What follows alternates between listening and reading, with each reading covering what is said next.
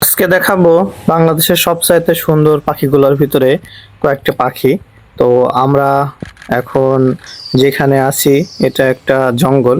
তো এই জঙ্গলে অনেক রকমের পাখি আছে, শ্যামা আছে, সবুজ ঘুঘু আছে, এবং অনেক পাখি আছে। তো চলেন এদের গল্পটা বলি।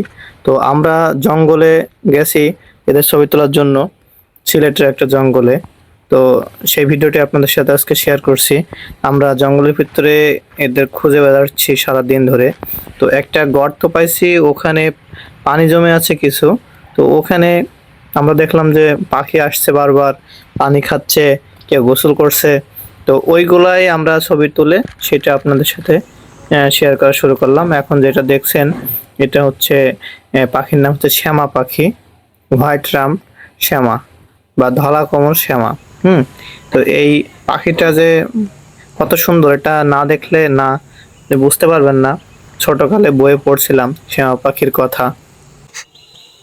তো এখন সেই পাখিটাকে জীবনে চোখে প্রথম দেখে খুব ভালো লাগলো। আর এখন যেটা দেখতেছেন এটা হচ্ছে সবুজ ঘুঘু।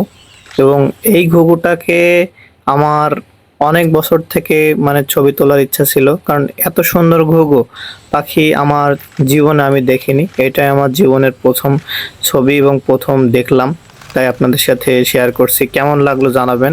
আর এটা সাদা লেজ রবিন, দেখতে কালো, হ্যাঁ, কিন্তু আপনার লেজটা সাদা, ওই কারণেই হয়তোবা সাদা লেজ রবিন এর নাম। এটা হচ্ছে আমাদের জাতীয় পাখি, দোয়েলের মতো অনেকটা, তবে একটু নীলচে ভাব আছে। এ আসছে খুব চালাক, গোসল টোসল করে উড়ে গেল। তারপরেই দেখলাম যে সুন্দর আর একটা পাখি যার নামটা কালো বুক দামা। হ্যাঁ, অবাস্তব সুন্দর, ক্যামেরায় আমি ভালো করে ফোটাতে পারিনি ছবি। তো এর বুকে কালো তিলা তিলা আছে, ওই কারণেই হয়তো এর নাম কালা বুক দামা। তো এই পাখিগুলা কেমন লাগলো, আর এই পাখিগুলা আপনার এলাকায় কোনো দিন দেখছিলেন কিনা সেটা অবশ্যই কমেন্টে জানাবেন বা শেয়ার করে সবাইকে দেখার সুযোগ করে দিবেন।